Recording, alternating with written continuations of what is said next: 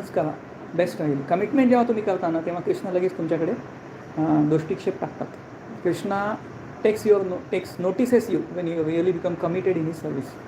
तर माझं म्हणणं आहे की कमीत कमी अर्धा तास सकाळी, अर्धा तास संध्याकाळी, आणि किंवा मग 1 तास सकाळी, 1 तास संध्याकाळी, कमीत कमी 2-2.5 तास जर तुम्ही संकीर्तन डेली गात राहिले, you will feel amazing happiness right from beginning, and then nothing in this world will disturb you, and all those your weaknesses, because by mistake you are, even if you are not willing, you are speaking harsh words to your parents, that will not happen, because you have started singing sankirtan at least for 2 to 3 hours daily.